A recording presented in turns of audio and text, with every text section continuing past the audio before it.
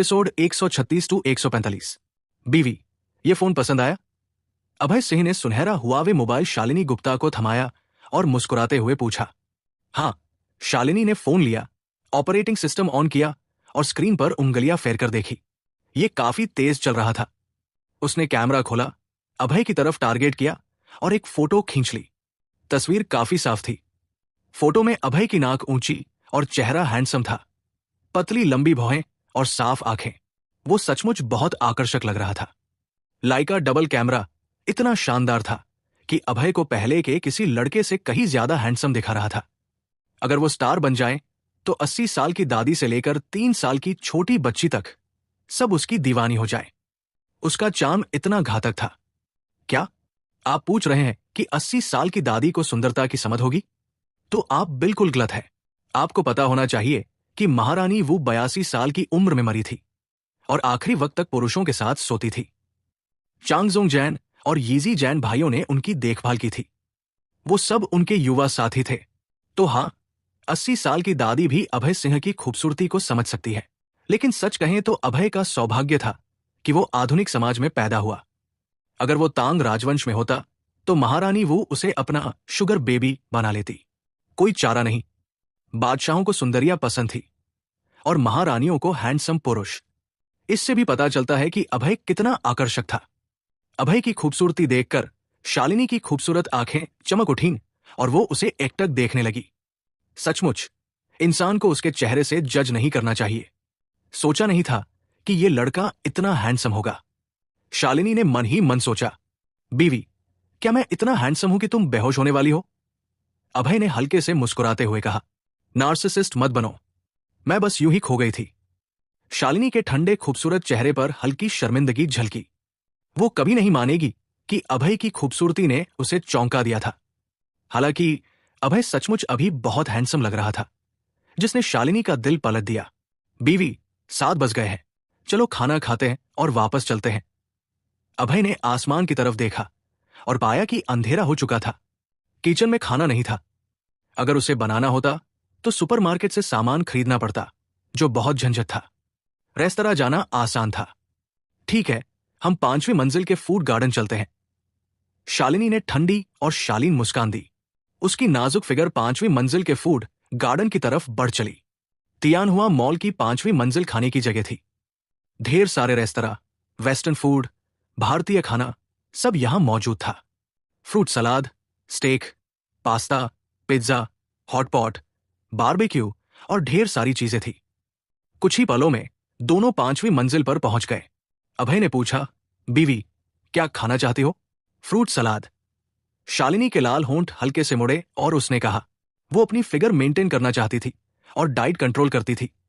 खासकर डिनर में कम से कम खाती थी। मिसाल के तौर पर वो अक्सर फ्रूट सलाद जैसी चीजें लेती थी। हॉटपॉट, स्टेक और पास्ता भले ही स्वादिष्ट हो, लेकिन उनमें कैलोरी ज्यादा होती थी, जिससे मोटापा बढ़ सकता था। फ्रूट सलाद में कैलोरी कम थी, तो ये डिनर के लिए सबसे सही था। ठीक है, फ्रूट सलाद ही खाते हैं। अभय ने सिर हिलाया और फ्रूट सलाद खाने को तैयार हो गया। दरअसल शालिनी की फिगर पहले से ही खूबसूरत थी। उसकी कॉलरबोन जेड की तरह चमकती थी। सीना भरा हुआ, कमर पतली और कूल्हे गोल। उसकी कर्व्स ग्रेसफुल थी। शालिनी जैसी फिगर के साथ वजन कम करने की जरूरत नहीं थी, लेकिन औरतें फिर भी वजन कम करने की बात करती है, भले वो मोटी न हो। 1 arrow through the heart fruit salad shop. 5वीं मंजिल पर पहुंचते ही अभय की आंखें चमक उठीं।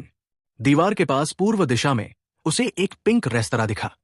इस रेस्तरां का डिजाइन सादा और ब्राइट था, जो एक ताजा और गर्मजोशी का एहसास देता था। इसका नाम भी अच्छा था, 1 arrow through the heart fruit salad shop. Restaurant के ऊपर एक एरो थ्रू द हार्ट का लाल पैटर्न था, जो बहुत खूबसूरत था। अंदर खाने वाले ज्यादातर कपल्स थे। सर, मैडम, आप क्या खाना चाहेंगे? अभय और शालिनी जैसे ही रेस्तरां में बैठे, एक छोटे बालों वाली वेट्रेस तेजी से आई। यहां आपके पास किस तरह के फ्रूट सलाद है? अभय ने हल्के से मुस्कुराते हुए पूछा। ये लड़का कितना हैंडसम है। अभय की मुस्कान देखकर वो छोटे बालों वाली लड़की खो गई। उसकी खूबसूरती से चक्कर खा रही थी। शालिनी ने खांसा और अपनी नाराजगी जाहिर की, जिससे वेट्रेस को होश आया। उसका छोटा सा चेहरा शर्म से लाल हो गया। वो इस जवान लड़के की मुस्कान से इतना खो गई थी कि अब सोचकर शर्मिंदगी हो रही थी। सर, हमारे पास vitamin C fruit salad, potato salad और मेडिटेरेनियन सलाद वगैरह है। वेट्रेस ने अपनी शर्मिंदगी छिपाते हुए धीरे से डिशेज के नाम बताए। 2 विटामिन सी फ्रूट सलाद और 2 नींबू पानी। अभय ने फिर से हल्के से मुस्कुराते हुए कहा। उसकी वो हैंडसम मुस्कान ने वेट्रेस को फिर से मोहित कर दिया। मुस्कुराना बंद करो, शालिनी ने ठंडे लहजे में अभय से कहा। दरअसल उसे भी लगता था कि अभय की मुस्कान में जादू था, लेकिन वो इतना चार्मिंग था कि वो नहीं चाहती थी कि वो मुस्कुराए। वेट्रेस का मोहित होना उसे थोड़ा जलन दे रहा था। मैं प्रोटेस्ट करता हूं, मैं क्यों नहीं मुस्कुरा सकता? मुस्कुराना तो इंसानों में दोस्ताना रवैया दिखाने का तरीका है। अभय ने आंखें घुमाई और विरोध में चिल्लाया। प्रोटेस्ट खारिज। मैंने कहा कि मुस्कुराना नहीं है तो नहीं मुस्कुराओगे। तुम डिक्टेटर हो। हां, मैं डिक्टेटर हूं। कोई दिक्कत है? नहीं, कोई दिक्कत नहीं। तुमने कहा ना मुस्कुराना नहीं, तो मैं नहीं मुस्कुराऊंगा। अभय ने मुस्कुराना छोड़ दिया और सीधा बैठ गया जैसे कोई सन्यासी हो। पफ। अभय का सीरियस लुक देखकर शालिनी हंस पड़ी। उसकी हंसी बर्फ की चोटियों के पिघलने, फूलों के खिलने जैसी थी, बेहद मोहक। पूरा रेस्तरां उसकी हंसी से रोशन हो गया। बीवी, तुम हंसते वक्त बहुत खूबसूरत लगती हो। अभय की आंखों में हल्का जोश आया और उसने तारीफ की। बकवास मत करो, मत देखो। शालिनी ने अभय को घूरा और कहा। उसका चेहरा खूबसूरत और चार्मिंग लग रहा था। बीवी, तुम सचमुच बहुत सख्त हो। मुझे मुस्कुराने नहीं देती, देखने भी नहीं देती। बस मुझे मरने के लिए कह दो। अभय ने आंखें घुमाई और उदास होने का नाटक किया। थोड़ा सख्त, यह था अभय का शालिनी के बारे में कमेंट। हालांकि उसे शालिनी का यह सख्त रवैया थोड़ा पसंद भी था। उसकी बीवी को ज्यादा हंसना चाहिए। हमेशा ठंडा चेहरा रखना कितना बोरिंग है। कितनी खूबसूरत लड़की। एक सूट में आए युवक ने शालिनी की मुस्कान देखी और उसकी आंखों में जोश के साथ हरी चमक दिखी। ये औरत इतनी खूबसूरत है, मुझे इसे पटाना ही है। सूट वाला युवक उत्साहित हो गया। वो तेजी से शालिनी की तरफ बढ़ा, जेंटलमैन की तरह पोज बनाया, अपना दाया हाथ बढ़ाया और बोला, खूबसूरत महिला, भीड़ में मिलना आसान नहीं होता। क्या हम एक दूसरे को जान सकते हैं? कोई दिलचस्पी नहीं। शालिनी ने सूट वाले युवक को एक नजर देखा। न उसने हाथ बढ़ाया, न ही उससे हाथ मिलाया। शालिनी का ठंडा रवैया देखकर सूट वाले युवक का चेहरा बदल गया। वो थोड़ा हारा हुआ सा लगा। उसने अपना दाया हाथ बढ़ाया था इस खूबसूरत महिला से हाथ मिलाने के लिए, लेकिन उसने हाथ नहीं मिलाया, जिससे वो थोड़ा अजीब महसूस करने लगा। खूबसूरत महिला, क्या हम हाथ मिलाकर दोस्त बन सकते हैं? शालिनी गुप्ता के मना करने के बावजूद सूट वाला युवक हार मानने वाला नहीं था। उसने अपना हाथ बढ़ा रखा था और शालिनी से हाथ मिलाना चाहता था। कोई दिलचस्पी नहीं। इस बार शालिनी ने उसकी तरफ देखा भी नहीं, सीधे उसे इग्नोर कर दिया। शालिनी के दिमाग में सामने वाला लड़का सड़क किनारे की घास से ज्यादा अलग नहीं था, बस थोड़ा ज्यादा परेशान करने वाला था। लेकिन वो युवक जाहिर तौर पर हार मानने वाला नहीं था। वो अभी भी शालिनी से बात करना चाहता था। उसके हिसाब से जब कोई खूबसूरत लड़की नखरे दिखाती है तो वो और ज्यादा आकर्षक लगती है। शालिनी जैसी खूबसूरती को हासिल करना आसान नहीं था। वो इस युवक की देखी सबसे खूबसूरत औरत थी। वो ये मौका छोड़ने वाला नहीं था। खूबसूरत महिला, शायद आपको मेरा नाम नहीं पता। मैं अपना परिचय देता हूं। मेरा नाम वीर चतुर्वेदी है। तियानहुआ मॉल के मालिक तियानहुआ चतुर्वेदी मेरे चाचा है। युवक ने नार्सिसिस्ट अंदाज में कहा और अपनी पहचान जाहिर की। आखिरकार तियानहुआ चतुर्वेदी पूर्वांचल शहर में काफी मशहूर थे। तियानहुआ मॉल के मालिक होने के नाते उनकी संपत्ति 100 करोड़ से ज्यादा थी। उनके भतीजे वीर चतुर्वेदी मॉल के मैनेजर थे, जिनकी सालाना इनकम लाखों में थी। वीर आमतौर पर मॉल में लड़कियों को खाते हुए देखता और उनसे बात करता था। ज्यादातर लड़कियां उसकी पहचान जानकर उत्साहित हो जाती थी और उसके गले लग जाती थी। कुछ तो होटल तक उसके साथ चली जाती थी। आज के समाज में अगर आपके पास पैसा और स्टेटस है तो ज्यादातर औरतें आकर्षित हो जाती हैं। औरतें साइकिल पर मुस्कुराने से ज्यादा BMW में रोना पसंद करती हैं। जहां तक प्यार की बात है, वो तो होता है, लेकिन बहुत कम। ज्यादातर औरतें पैसों और मटेरियल के आगे हार मान लेती हैं। वीर को यकीन था कि अपनी पहचान जाहिर करते ही सामने वाली खूबसूरत लड़की उसके पास आ जाएगी। वो गोल्डन बैचलर था जिसे ढेर सारी लड़कियां पसंद करती थी। रेस्तरां में मौजूद लोग वीर को शालिनी का पीछा करते देख गपशप करने लगे। मैनेजर चतुर्वेदी फिर से खूबसूरत लड़कियों के पीछे पड़ गए। क्या इस बार कामयाब होंगे? बिल्कुल होंगे। मैनेजर चतुर्वेदी के पास ढेर सारा पैसा है। औरतों को पैसा पसंद होता है। सच कहा। मैनेजर चतुर्वेदी ने 4 से 5 लड़कियों को पटाया और सब हासिल कर ली। हाय, एक और खूबसूरत लड़की मैनेजर चतुर्वेदी के हाथ लगने वाली है। कितना अफसोस। आसपास के लोग वीर को देख रहे थे कि वो कैसे उस खूबसूरती का पीछा कर रहा था। ये लोग रेस्तरां के मालिक और स्टाफ थे। वो मॉल में काम करते थे और मैनेजर चतुर्वेदी को अच्छे से जानते थे। उन्हें इस मैनेजर से थोड़ा डर भी लगता था। हरामजादे, मेरे सामने मेरी बीवी को पटाने की हिम्मत। अभय सिंह का चेहरा हल्का सा बदल गया। वीर को शालिनी को बार बार परेशान करते देख वो गुस्से में था। हालांकि यह भी दिखाता था कि शालिनी कितनी चार्मिंग थी। रेस्तरां में आते ही लोग उससे बात करने चले आए। कमबख्त, मेरी बीवी को पटाने की हिम्मत। मरना चाहता है क्या? वीर चतुर्वेदी, क्या तुमने सुबह ब्रश किया था? अभय ने वीर की तरफ देखा, चेहरे पर मुस्कान लिए, लेकिन उस मुस्कान में ठंडक की किरणें थी। अगर वो अंडरवर्ल्ड का आदमी होता तो उसे पता होता कि जब वुल्फ किंग ठंडी मुस्कान देता है तो सामने वाले की खैर नहीं। ये बुरा शगुन था। क्या मतलब? अभय का सवाल सुनकर वीर की भौहें सिकुड़ गई। उसका चेहरा कंफ्यूजन से भरा था। दरअसल उसने पहले भी इस खूबसूरत लड़की के पास वाले लड़के को नोटिस किया था। वो हैंडसम लगता था, लेकिन गरीब दिखता था, इसलिए उसने ध्यान नहीं दिया था। उस जैसे अमीर आदमी के लिए गरीबों की कोई अहमियत नहीं थी। वो उनके साथ एक दुनिया में नहीं रहते थे। तुम्हारे मुंह से बदबू आ रही है। लगता है सुबह ब्रश नहीं किया।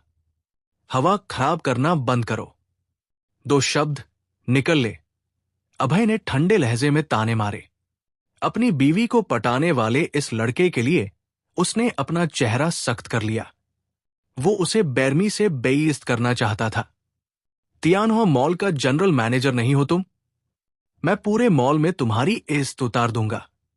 अभय ने मन में गुस्से से सोचा, लड़के, तुम मुझे गाली देने की हिम्मत करते हो और कहते हो मेरा मुंह बदबू मारता है। क्या तुम्हें पता है मैं कौन हूं? वीर का चेहरा अचानक बदल गया। उसकी आंखों में गुस्से की चमक थी। वो तियानहुआ मॉल का जनरल मैनेजर था। अपने चाचा को छोड़कर इस मॉल में उससे ज्यादा ताकतवर कोई नहीं था। सब उससे सावधान रहते थे और कोई उसे गाली देने की हिम्मत नहीं करता था। अभय पहला था जिसने उसे गाली दी। तुम कौन हो? इससे हमें कोई मतलब नहीं। आजकल स्मॉग बहुत है। तुम जैसे लोग जो रोज ब्रश नहीं करते और बदबू फैलाते हैं, वो हवा को खराब करते हैं। निकल ले। अभय ने ठंडी मुस्कान दी और वीर को हवा प्रदूषण का गुनहगार ठहरा दिया। अभय के तानों को सुनकर वीर की नाक टेढ़ी हो गई। कमबख्त, हवा का प्रदूषण फैक्ट्रियों के कचरे से होता है। मेरे ब्रश करने से इसका क्या लेना देना? वीर को एक बात समझ आई। ये लड़का उसे गाली दे रहा था, जिससे वो बहुत गुस्से में था।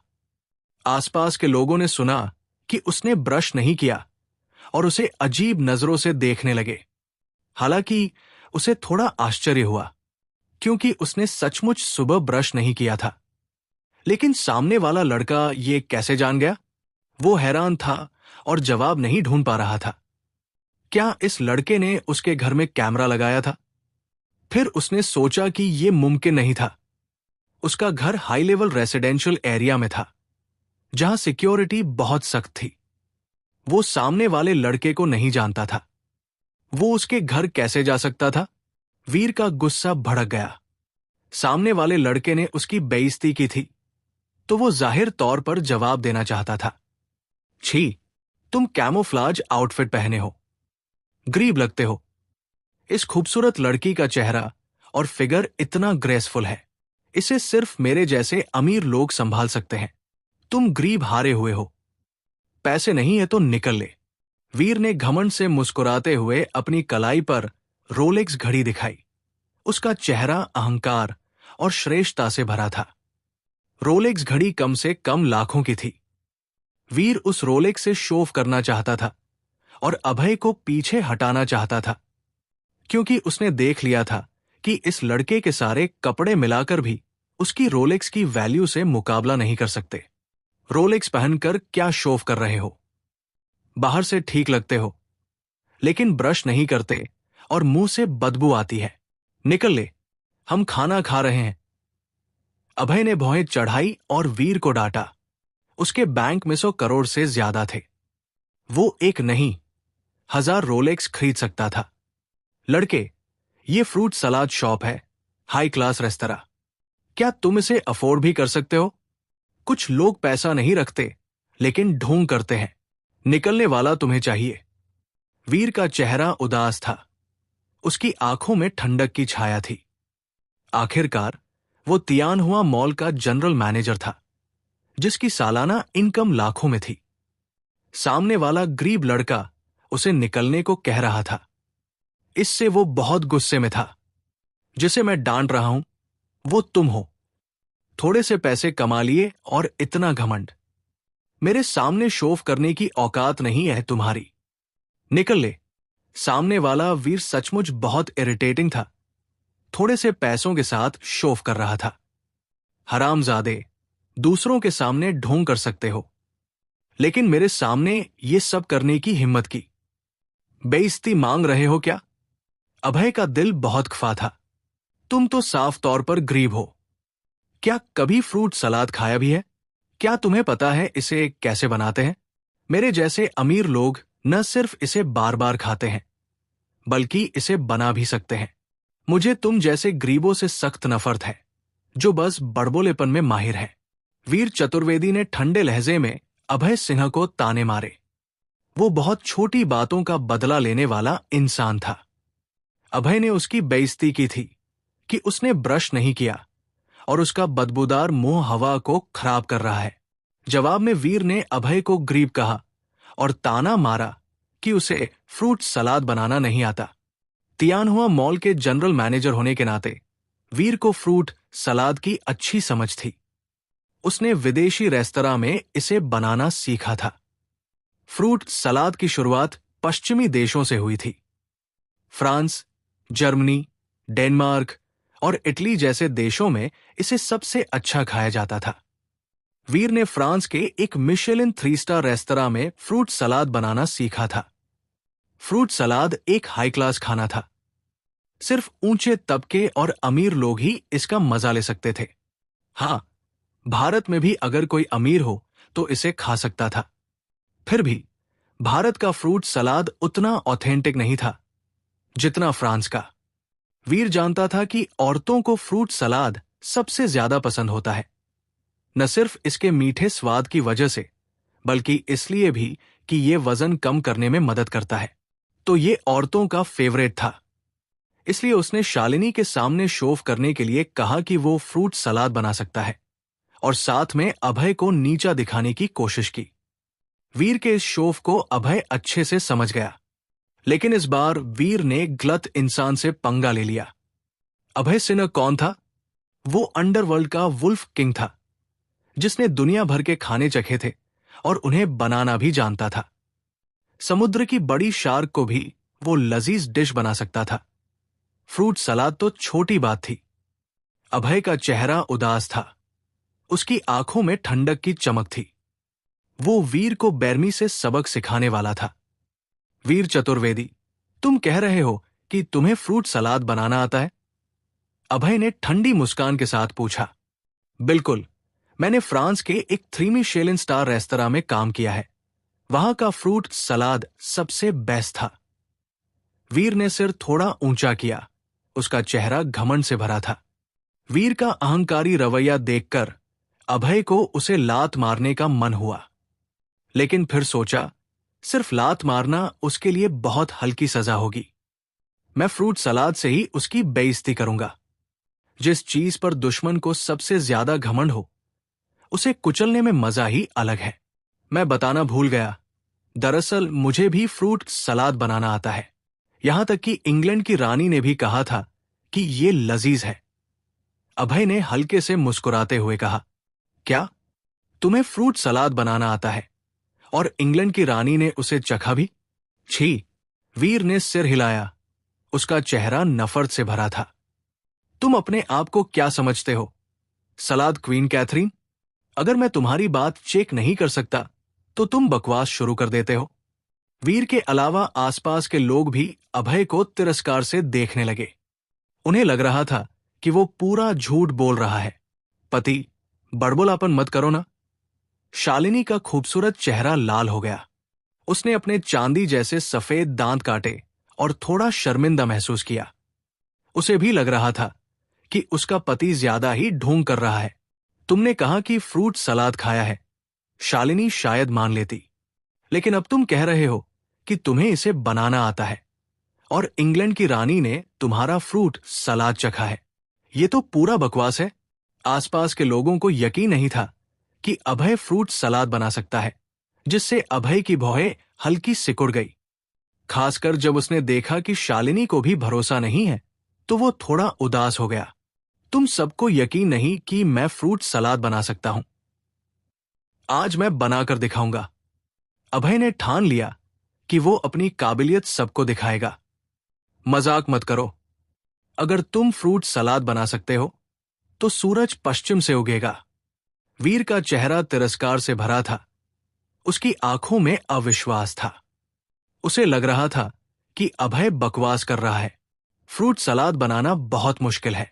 आम लोग इसे बिल्कुल नहीं बना सकते। सिर्फ वही लोग जो विदेशी रेस्तरां में सीखे हों, थोड़ा बहुत तरीका जानते हैं। वीर चतुर्वेदी, क्या तुम शर्त लगाना चाहते हो? हम दोनों एक एक प्लेट फ्रूट सलाद बनाएंगे। जो भी खराब बनाएगा वो हारेगा, और हारा हुआ शख्स मॉल में नंगा दौड़ेगा। हिम्मत है? अभय ने ठंडी मुस्कान दी और अपनी सोच जाहिर की। वो वीर की बेइज्जती करना चाहता था। उसे मॉल में नंगा दौड़ाकर ऐसा सबक सिखाना चाहता था कि वो फिर कभी सिर न उठा सके, क्योंकि इसने उसकी बीवी को पटाने की हिम्मत की थी। शर्त थोड़ी बड़ी थी। अभय की बात सुनकर वीर का चेहरा अचानक बदल गया। आखिरकार वीर तियानहुआ मॉल का जनरल मैनेजर था। मॉल के सारे व्यापारी और कस्टमर उसे जानते थे।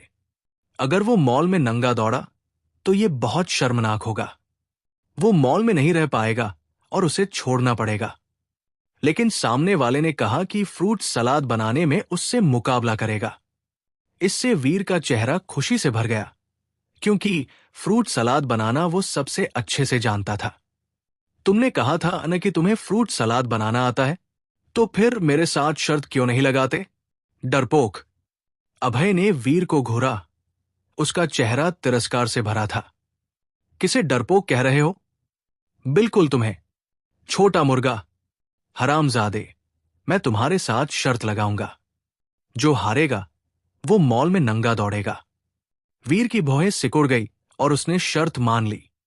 मैंने फ्रांस के 3 मिशेलिन स्टार रेस्तरां में काम किया है और फ्रूट सलाद में मेरा कोई जवाब नहीं। मेरे साथ शर्त लगाकर तुम जरूर हारोगे। वीर के मन में थोड़ा घमंड था। अभय और वीर की शर्त सुनकर आसपास के लोगों के चेहरों पर उत्साह छा गया। ये लोग मॉल के मालिक और कर्मचारी थे और वीर को अच्छे से जानते थे। वीर ने 1 arrow through heart fruit salad shop में भी काम किया था। उसका बनाया फ्रूट सलाद सचमुच लजीज था। ये लड़का कौन है जो मैनेजर चतुर्वेदी से फ्रूट सलाद बनाने में मुकाबला करने की हिम्मत कर रहा है? सचमुच मरने की चाहत है। सही कहा, मैनेजर चतुर्वेदी ने फ्रांस के रेस्तरां में काम किया है। मैंने चखा था। उनका फ्रूट सलाद सचमुच अच्छा था। ये लड़का तो गया, शायद इसे बाद में नंगा दौड़ना पड़े। आसपास के लोग शोर मचाने लगे। अभय को देखने वाली उनकी नजरें आलोचना से भरी थी। उन्हें लग रहा था कि वो ज्यादा कॉन्फिडेंट हो रहा है। लोगों की बातें सुनकर शालिनी का ठंडा और शालीन चेहरा हल्का सा बदल गया। उसकी लंबी पतली पलकें झपकी। वो थोड़ा परेशान थी। उसने कभी अभय को फ्रूट सलाद बनाते नहीं देखा था और उसे नहीं लगता था कि वो बना सकता है। वरना हम चले, इसके साथ मुकाबला मत करो। शालिनी के लाल होंठ हल्के से मुड़े और उसने अभय से धीरे से कहा। वो नहीं चाहती थी कि अभय यहां बेइज्जत हो। अगर अभय हारा तो उसे मॉल में नंगा दौड़ना पड़ता। अगर लोगों को पता चला कि उसका पति मॉल में नंगा दौड़ रहा है तो उसे बहुत शर्मिंदगी होगी। तुम्हें यकीन नहीं कि मैं जीतूंगा? शालिनी का चेहरा देखकर अभय समझ गया कि उसे भरोसा नहीं है। ऐसा नहीं कि मुझे तुम पर यकीन नहीं। अच्छा फ्रूट सलाद बनाना बहुत मुश्किल है। तुमने कभी सीखा नहीं तो कैसे करोगे? मैं तुम्हारे भले के लिए कह रही हूं। मैं नहीं चाहती कि तुम नंगा दौड़कर बेइज्जत हो।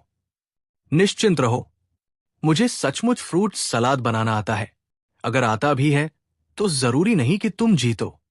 फिक्र मत करो, मैं जीतूंगा। अभय ने हल्के से मुस्कुराया और शालिनी को आंख मारी।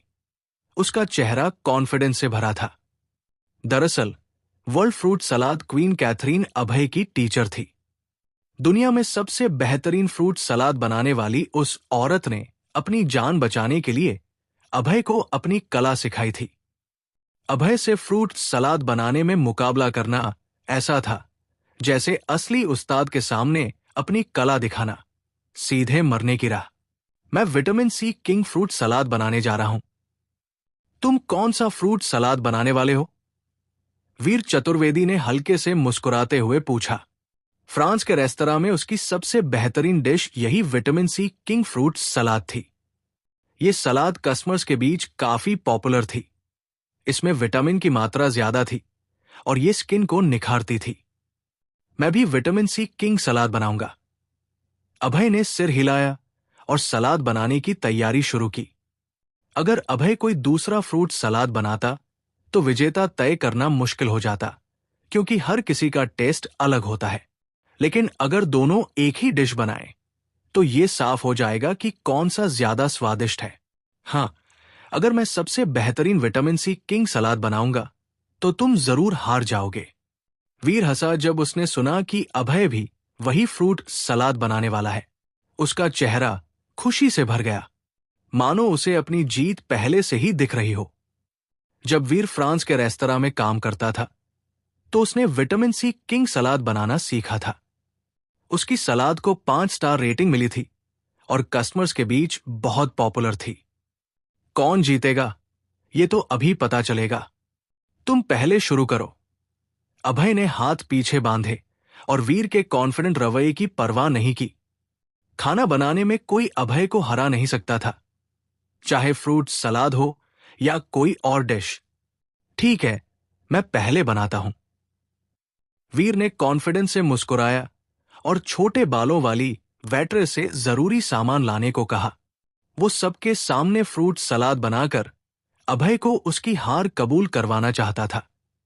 Vitamin C king fruit salad बनाने के लिए जरूरी सामान था हनी ड्यू, अंगूर, ड्रैगन फ्रूट, संतरा, कीवी और दही। ये बनाना आसान लगता था, लेकिन असल में बहुत मुश्किल था।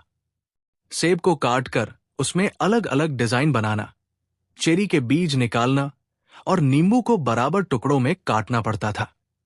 खाना बनाने में सबसे जरूरी चीज होती है चाकू की कला। शानदार चाकू स्किल से ही खूबसूरत डिश बनती है। वीर ने एक सफेद फ्रूट नाइफ उठाया और पहले सेब को छीला, फिर उसे ऊपर, नीचे, दाएं, बाएं से 4 स्लाइस में काटा।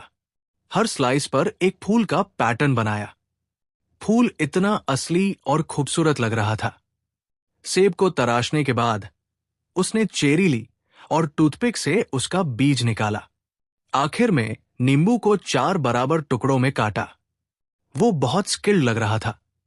वीर की स्किल से साफ था कि उसे फ्रूट सलाद बनाना अच्छे से आता है।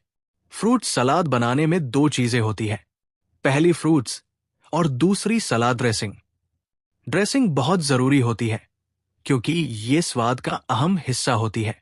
सलाद ड्रेसिंग बनाने के लिए जरूरी फ्रूट्स थे हनी ड्यू, अंगूर, ड्रैगन फ्रूट, संतरा, कीवी और दही। वीर ने हल्के से मुस्कुराया। उसने फ्रूट नाइफ से हनीड्यू को आधा काटा, बीज निकाले और उसे छोटे टुकड़ों में काट दिया। फिर अंगूरों को चॉप किया और एक स्कूपर से ड्रैगन फ्रूट का गूदा निकाला।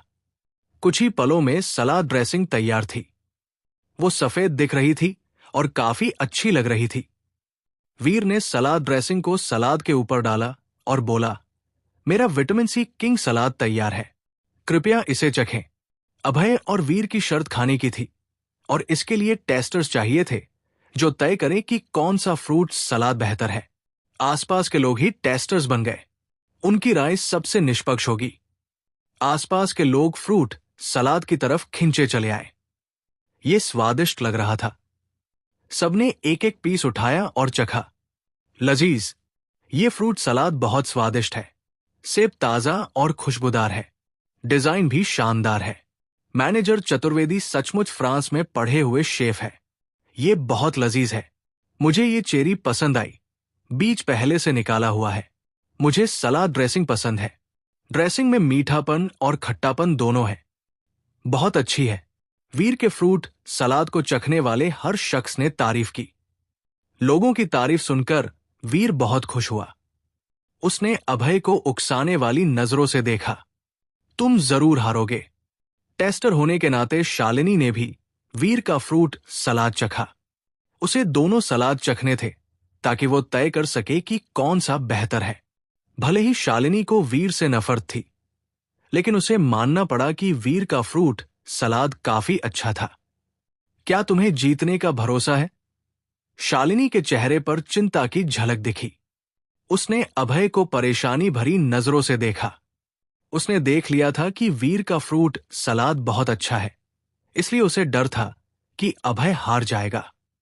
फिक्र मत करो, मेरा फ्रूट सलाद उससे कहीं ज्यादा स्वादिष्ट होगा। अभय ने शालिनी के कंधे पर हाथ रखा और कॉन्फिडेंस से कहा। अभय स्वाद का राजा था।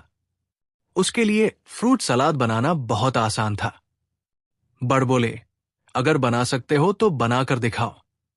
शायद तुम्हें फ्रूट सलाद बनाना भी नहीं आता, वीर ने ठंडे लहजे में कहा, और उसे यकीन था कि अभय बस ढोंग कर रहा है। फ्रूट सलाद बनाना आसान लगता है, लेकिन अच्छा सलाद बनाना बहुत मुश्किल है।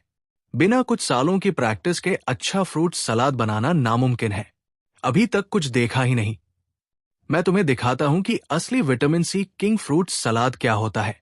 अभय ने घमंड से मुस्कुराया और बड़े कदमों के साथ सामान की तरफ बढ़ा। उसने अपनी बाई उंगली हिलाई और चाकू को अपनी उंगली पर घुमाया। उसकी चाकू स्किल्स ने आसपास के लोगों को हैरान कर दिया। सिर्फ वही मास्टर शेफ जो बहुत स्किल्ड हो, चाकू को अपनी उंगली पर घुमा सकता है। Swish swish swish. अभय ने तेजी से सेब काटे। पल भर में सेब 12 स्लाइस में कट गया। हर स्लाइस पर 2 फूल तराशे हुए थे। उसके बनाए सेब के स्लाइस वीर के मुकाबले 3 गुना ज्यादा थे। तराशे हुए फूल भी वीर से 2 गुने थे। बिना शक चाकू स्किल्स में अभय ने वीर को हरा दिया था। अभय की जादुई चाकू स्किल्स देखकर सब सन्न रह गए। उनकी आंखों में हैरानी भर गई। सेब को 12 स्लाइस में काटना और हर छोटे स्लाइस पर 2 फूल तराशना बहुत मुश्किल था। वीर ये कभी नहीं कर सकता था। फ्रूट सलाद में सबसे जरूरी स्वाद होता है। चाकू स्किल्स अच्छी होने से क्या फायदा? वीर का चेहरा उदास हो गया और उसने जलन भरे लहजे में कहा, जब उसने देखा कि सब अभय की चाकू स्किल से प्रभावित है। अच्छा, मैं तुम्हें हार मानने पर मजबूर कर दूंगा। अभय ने हल्के से मुस्कुराया और 4 चेरी टेबल पर रखी। उसने हल्के से थपकी दी और चेरी के बीज बाहर निकल आए। बीज निकालने के बाद भी चेरी पूरी तरह सही सलामत थी। वाह, क्या स्किल्स है! मैनेजर चतुर्वेदी ने टूथपिक से बीज निकाले थे। ये उससे कहीं ज्यादा शानदार है। आसपास के लोग एक बार फिर अभय की जादुई स्किल से हैरान थे। चेरी के बीज निकालने के बाद अभय ने नींबू को 12 टुकड़ों में काटा स्ट्रॉबेरी के बीज हटाए और फिर दही डाला। आखिर में अभय ने हनी ड्यू, अंगूर, ड्रैगन फ्रूट, संतरा और कीवी का जूस निचोड़ा। इस तरह की फ्रूट ड्रेसिंग सबसे अच्छी दिखती और स्वाद में भी बेस्ट होती थी। उसने हल्के से सलाद ड्रेसिंग को फ्रूट्स के ऊपर डाला। अभय का फ्रूट सलाद खुशबूदार और मीठा था। कितना खूबसूरत, खुशबूदार और मीठा फ्रूट सलाद। सलाद को देखकर और उसकी खुशबू सूंघकर सबकी आंखों में हैरानी की चमक थी। शालिनी और आसपास के लोग इस खूबसूरत फ्रूट सलाद से मोहित हो गए। स्वाद का सबसे ऊंचा स्तर वो होता है जो खूबसूरत दिखे, खुशबूदार हो और लजीज हो। तीनों खूबियां एक डिश में हो तो वो मास्टर शेफ की पहचान होती है। अभय का फ्रूट सलाद खूबसूरत और खुशबूदार था। ये पहले से ही वीर के फ्रूट सलाद से कहीं बेहतर था। अगर इसका स्वाद भी लजीज हुआ तो अभय सचमुच मास्टर शेफ होगा। शालिनी और आसपास के लोग इस खूबसूरत फ्रूट सलाद को चखने के लिए उत्साहित थे। ये मेरा बनाया हुआ फ्रूट सलाद है, सब लोग आकर चखें। अभय ने हल्के से मुस्कुराते हुए फ्रूट सलाद को सबके सामने रखा। सबसे पहले चखने वाली थी शालिनी। वो उसकी बीवी थी और जाहिर है पहले स्वाद लेने का हक उसी का था। चेरी चखते ही शालिनी मंत्रमुग्ध हो गई। वो हैरान थी क्योंकि फ्रूट सलाद इतना लजीज था। मेरा प्यारा सबसे बेस्ट है, इसका बनाया फ्रूट सलाद कमाल का है, शालिनी ने सोचा। वो पूरी तरह मोहित हो चुकी थी। ये सेब मैनेजर चतुर्वेदी के सेब से भी ज्यादा स्वादिष्ट है। हां, ये चेरी भी कमाल की है, चिकनी और साबुत, बिना बीज के। बहुत लजीज है। सलाद ड्रेसिंग खुशबूदार और मीठी है, फ्रूट्स के जूस से बनी है। ये अब तक का सबसे बेहतरीन फ्रूट सलाद है जो मैंने चखा। आसपास के लोग अभय के फ्रूट सलाद को चखकर मंत्रमुग्ध हो गए। वो तारीफों में डूब गए और शालिनी की तरह मोहित हो गए। शालिनी का खूबसूरत चेहरा मुस्कान से भर गया। उसने अभय को थम्स अप दिया। उसके पति का बनाया फ्रूट सलाद इतना स्वादिष्ट था। ये वीर चतुर्वेदी के सलाद से कहीं ज्यादा लजीज था। दर्शक सबसे अच्छे जज होते हैं। सबको लगा कि अभय का फ्रूट सलाद कहीं बेहतर है। विजेता बिना शक अभय था। वीर को यकीन नहीं हुआ और उसने फ्रूट सलाद का एक टुकड़ा उठाकर चखा। सलाद चखने के बाद वीर भी सन्न रह गया। अभय का बनाया फ्रूट सलाद इतना स्वादिष्ट था। ये उसके सलाद से ज्यादा लजीज था। यहां तक कि फ्रांस में उसके टीचर के सलाद से भी बेहतर था। हार गया, मैं हार गया। वीर सुन्न पड़ गया और उदास हो गया। उसे अपने फ्रूट सलाद पर सबसे ज्यादा गर्व था। वो तियानहुआ मॉल का सीईओ बना था। अपने स्वादिष्ट फ्रूट सलाद और तरागनार हुआ चतुर्वेदी से रिश्ते की वजह से। लेकिन अब जिस फ्रूट सलाद पर उसे सबसे ज्यादा गर्व था, उसे अभय ने हरा दिया। इससे वो उदास हो गया। तुम हार गए, अब नंगा दौड़ने का वक्त है, अभय ने हाथ पीछे बांधे हुए कहा। दोनों ने शर्त लगाई थी कि जो हारेगा वो नंगा दौड़ेगा। अब वीर हार गया था तो उसे नंगा दौड़ना था। मैं हार नहीं मानता, वीर ने चेहरा बदलते हुए जोर से कहा। वो नंगा दौड़ना नहीं चाहता था। अगर वो ऐसा करता तो तियानहुआ मॉल में उसका काम करना मुश्किल हो जाता। ये बहुत शर्मनाक होता। इसलिए भले ही वीर जानता था कि उसका फ्रूट सलाद अभय जितना स्वादिष्ट नहीं था, फिर भी उसने हार मानने से इनकार कर दिया।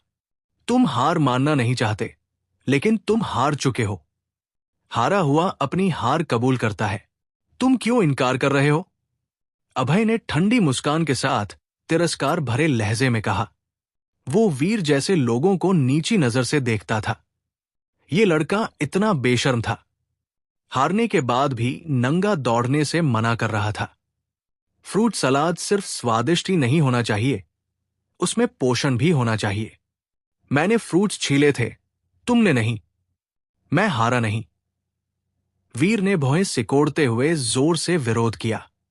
बेवकूफ, तुम शेफ हो और ये नहीं जानते कि सेब का सबसे पौष्टिक हिस्सा उसका छिलका होता है।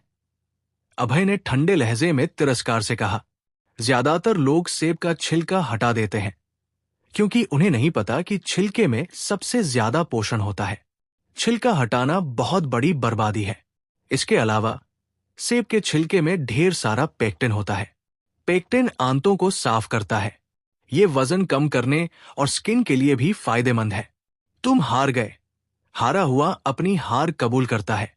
जाओ और नंगा दौड़ो। हमें तुम्हें और नीचा मत दिखाओ। अभय ने हाथ पीछे बांधे हुए कहा। तभी एक जोरदार आवाज सुनाई दी, साहब, ये तो बस मजाक था। क्या आप मेरे लिए इसे छोड़ सकते हैं? फिर एक 40 साल का थोड़ा मोटा आदमी सूट में सामने आया। वो सिर ऊंचा करके दबंग अंदाज में चला। साफ था कि वो कोई बड़ा बॉस था। मैं तुम्हें क्यों इज्जत दूं? तुम कौन हो? अभय ने ठंडी मुस्कान दी और उस मिडिल एज्ड आदमी की परवाह नहीं की। वो आज वीर को नंगा दौड़ाने के लिए ठान चुका था। ये उसकी बीवी को पटाने की सजा थी। कोई उसका फैसला नहीं बदल सकता था। साहब, शायद आपको नहीं पता मैं कौन हूं। मैं अपना परिचय देता हूं। मेरा नाम तियानहुआ चतुर्वेदी है। मैं इस मॉल का बॉस हूं। मिडिल एज्ड आदमी ने गर्व से मुस्कुराते हुए कहा।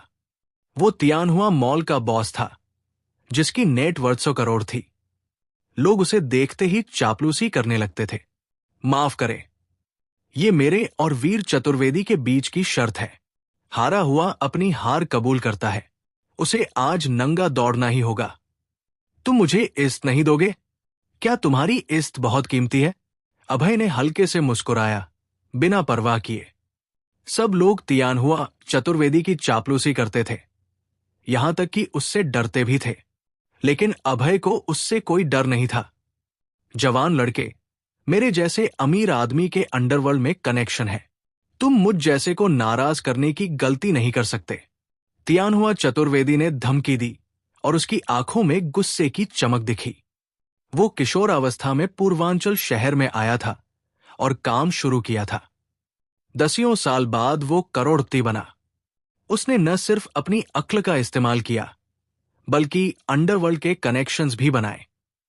तुम मेरे साथ दौलत की तुलना करने लायक नहीं हो। अभय ने हल्के से मुस्कुराते हुए तिरस्कार से कहा। उसके बैंक अकाउंट में अभी 150 करोड़ रुपए थे। वो पूरा मॉल खरीद सकता था। अगर तियानहुआ चतुर्वेदी समझदारी न दिखाए तो वो उसे भी सबक सिखाएगा। जवान लड़के, तुम्हारे कपड़ों से पता चलता है कि तुम गरीब हो।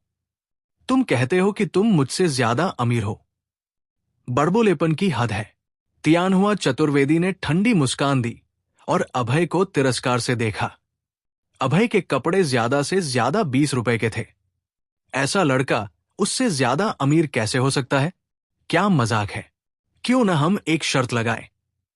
अगर मेरे बैंक अकाउंट में तुमसे ज्यादा पैसे हैं तो तुम वीर को नंगा दौड़ने दोगे। अगर मेरे पैसे तुमसे कम हैं तो मैं तुम्हें इज्जत दूंगा। वीर को नंगा नहीं दौड़ना पड़ेगा। अभय ने अपनी शर्त रखी और हल्के से मुस्कुराया। वो शर्त नहीं लगाना चाहता था, लेकिन तियानहुआ चतुर्वेदी बहुत इरिटेटिंग था, तो वो पैसे से उसकी बेइज्जती करना चाहता था। ठीक है, मैं तुम्हारे साथ शर्त लगाऊंगा। तियानहुआ चतुर्वेदी ने गर्व से मुस्कुराया और वेट्रेस से लैपटॉप लाने को कहा। उसने अपने बैंक अकाउंट की डिटेल्स लैपटॉप में डाली और अभय से कहा, देखो, मेरे बैंक अकाउंट में 20 करोड़ रुपए हैं। तियानहुआ चतुर्वेदी की कुल संपत्ति 120 करोड़ रुपए थी, लेकिन उसके बैंक अकाउंट में सिर्फ 20 करोड़ थे। बाकी 100 करोड़ रुपए तियानहुआ मॉल में फिक्स्ड असेट्स थे। यानी अगर वो तियानहुआ मॉल बेच दे तो वो 100 करोड़ रुपए का होगा। लेकिन मॉल फिक्स्ड कैपिटल था और कैश के तौर पर इस्तेमाल नहीं हो सकता था। 20 करोड़ रुपए बहुत है क्या? ये तो कुछ भी नहीं। अभय ने हल्के से मुस्कुराया, बिना परवाह किए।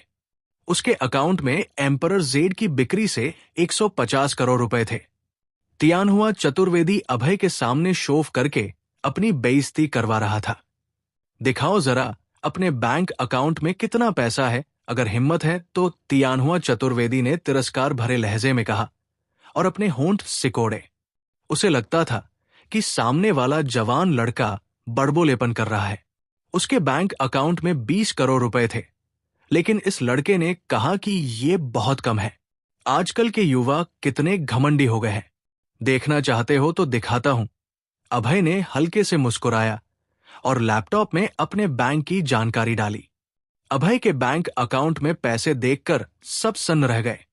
अकाउंट के आखिरी अंकों ने सबकी आंखें चौंधिया दी। ज्यादातर लोगों ने अपनी जिंदगी में इतना पैसा कभी नहीं देखा था।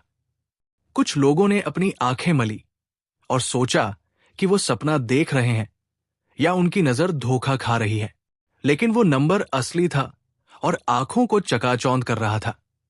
वहां 150 करोड़ रुपए तियानहुआ चतुर्वेदी का मुंह खुला रह गया जब उसने बैंक अकाउंट में रकम देखी।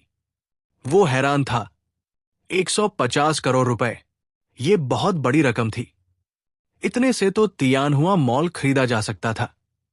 उसने इतने साल मेहनत की थी और 40 की उम्र में पहुंचा था, लेकिन वो इस जवान लड़के जितना अमीर नहीं था। ये उसके लिए बड़ा झटका था।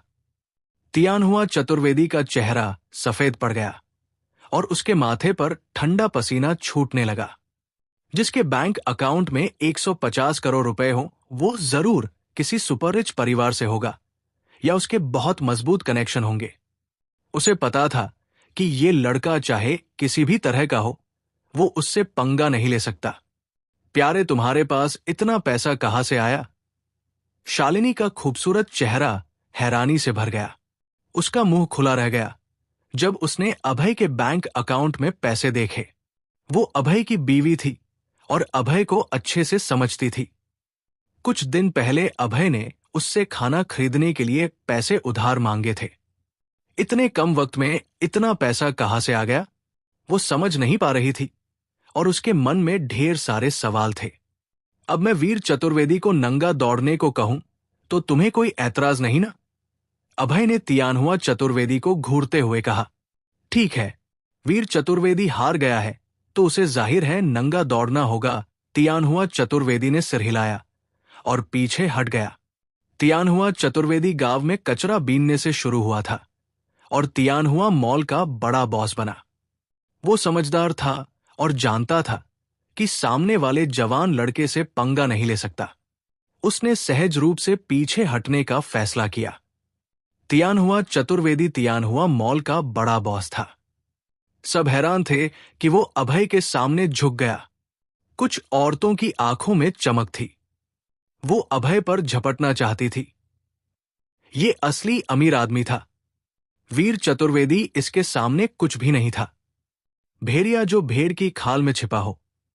वीर को अचानक ये बात सूझी और उसका चेहरा सफेद पड़ गया।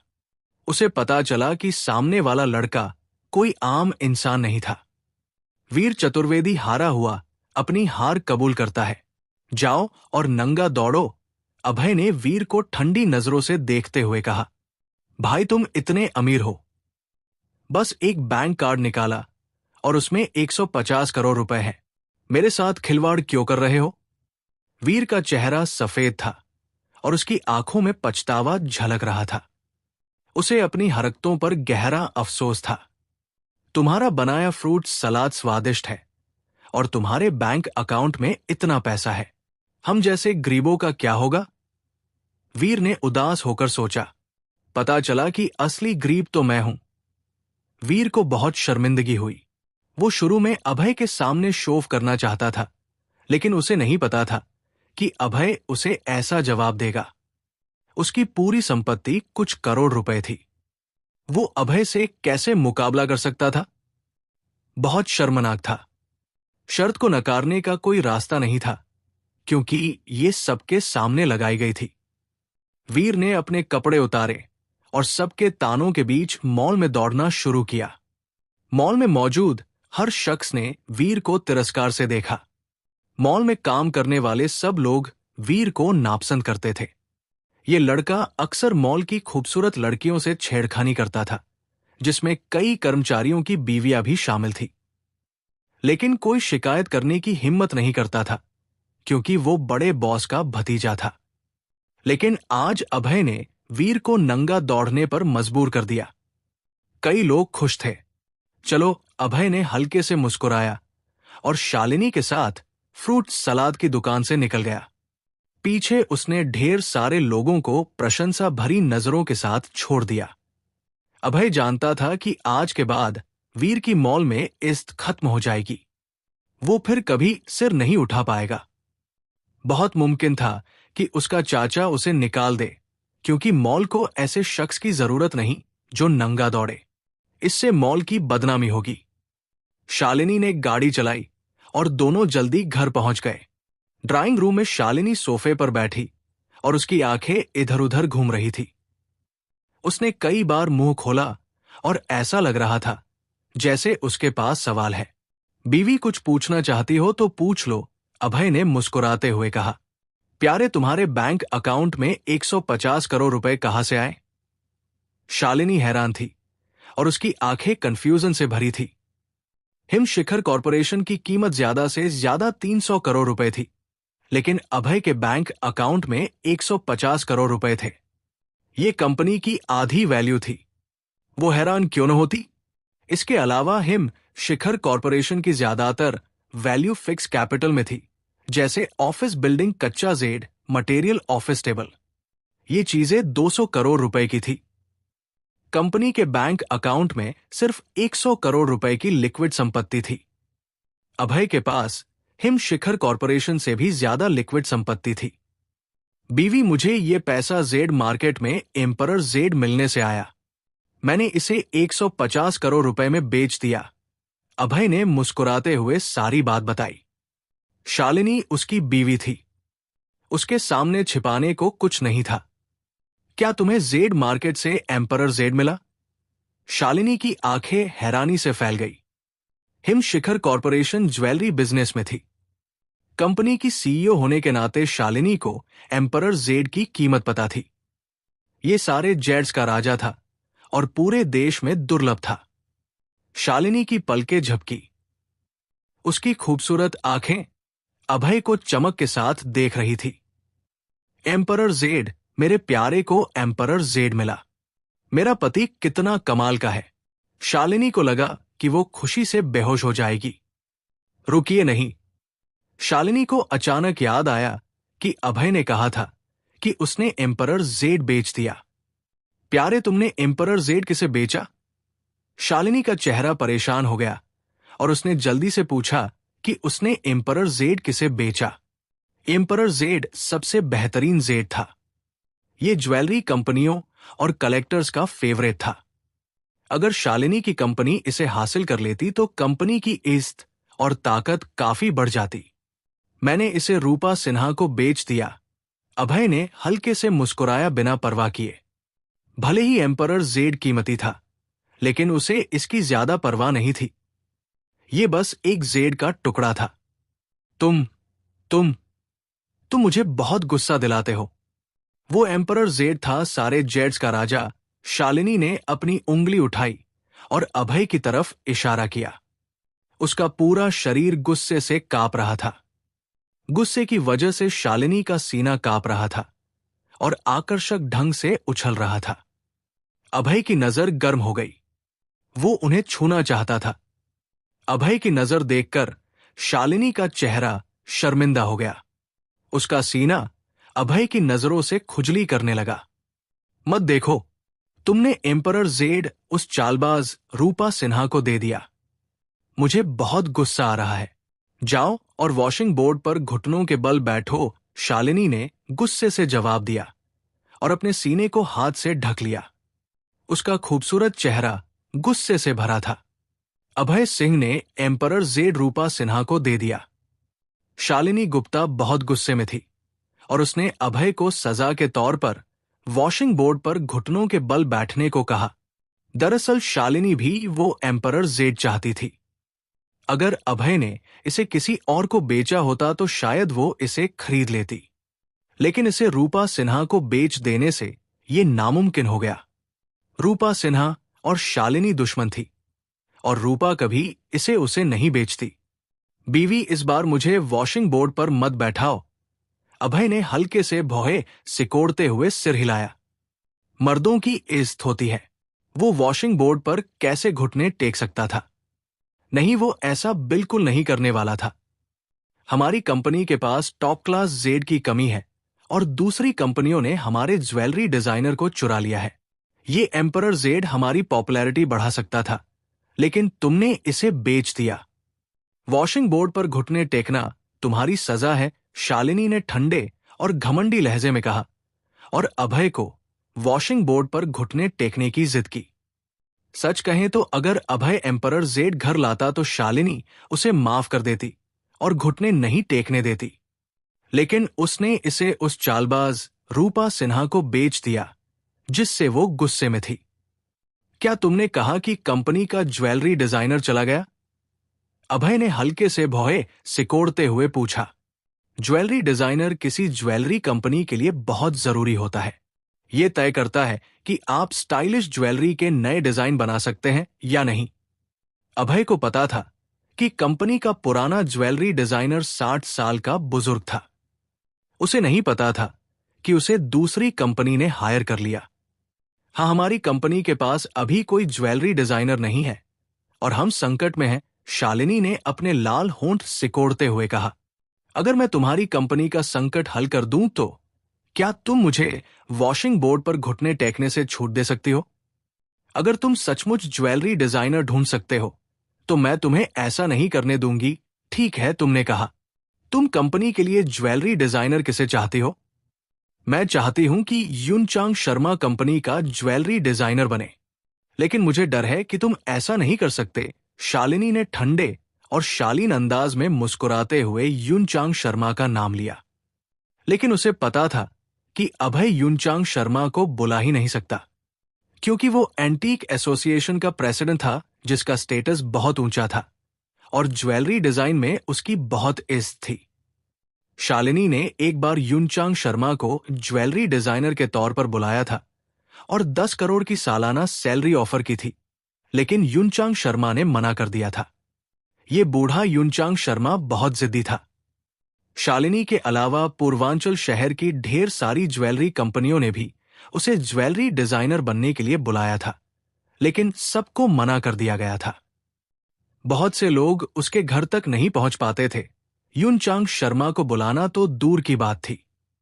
क्या तुम एंटीक एसोसिएशन के प्रेसिडेंट युनचांग शर्मा की बात कर रही हो? अभय ने हल्के से भौहे सिकोड़ते हुए पूछा और उसकी आंखों में हैरानी की चमक दिखी। हां, एंटीक एसोसिएशन के प्रेसिडेंट युनचांग शर्मा। अगर तुम उन्हें कंपनी का ज्वेलरी डिजाइनर बना सकते हो तो मैं तुम्हें वॉशिंग बोर्ड पर नहीं बिठाऊंगी, शालिनी ने ठंडे और शालीन अंदाज में मुस्कुराते हुए धीरे से कहा। फिक्र मत करो, मैं कल युनचांग शर्मा को बुला लूंगा। आज रात घुटने टेकना कैंसिल कर दो। अभय ने हल्के से मुस्कुराया, उसका चेहरा कॉन्फिडेंस से भरा था। जब उसने एम्परर जेड खोला था तो युनचांग शर्मा वहां मौजूद था और उसने अभय को कल अपने घर बुलाया था। तुम मुझे धोखा तो नहीं दे रहे? क्या तुम सचमुच उसे हमारी कंपनी में बुला सकते हो? शालिनी की खूबसूरत आंखों में थोड़ा अविश्वास था, क्योंकि उसे पता था कि युनचांग शर्मा को बुलाना बहुत मुश्किल है। जब मैंने एम्परर जेड खोला था तो युनचांग शर्मा वहां था। उसने मुझसे एम्परर जेड का पेंडेंट मांगा था और उसी ने मुझे कल अपने घर बुलाया है। अभय ने हल्के से मुस्कुराते हुए सुबह की बात बताई। ठीक है, अगर तुम कल युनचांग शर्मा को हमारी कंपनी में बुला सकते हो तो मैं तुम्हें वॉशिंग बोर्ड पर नहीं बिठाऊंगी, वरना कल रात तुम्हें घुटने टेकने होंगे। अभय की कॉन्फिडेंट आंखें देखकर शालिनी ने एक बार फिर उस पर भरोसा करने का फैसला किया। दोनों थोड़ी देर बात करते रहे, फिर अपने कमरों में सोने चले गए। दिन भर की थकान थी तो अभय गहरी नींद में सुबह तक सोता रहा। अगले दिन सूरज चमक रहा था और मौसम अच्छा था। अभय सुबह जल्दी उठा, नहा धोकर नाश्ता किया, फिर युनचांग शर्मा के घर की तरफ चल पड़ा जो उसने उसे दिया था। रास्ते में वो एक सुपरमार्केट गया और बुजुर्ग के लिए गिफ्ट के तौर पर अमेरिकन जिनसिंग का एक डिब्बा खरीदा। बड़े बूढ़ों से मिलने जाते वक्त थोड़ा गिफ्ट लेना चाहिए।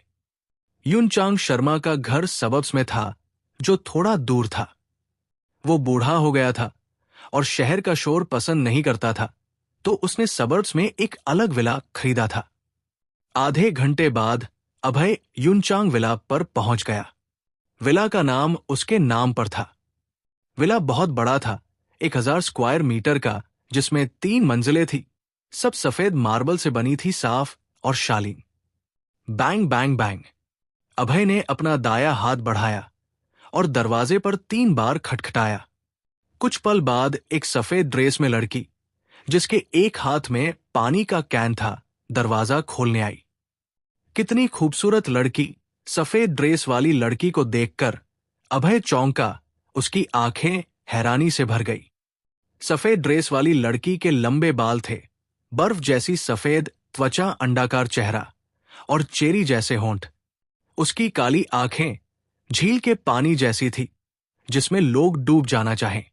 उसकी सुंदर ऊंची नाक हल्के से मुड़ी हुई थी, जो एक शालीन आभा दिखाती थी। उसकी फिगर भी कमाल की थी।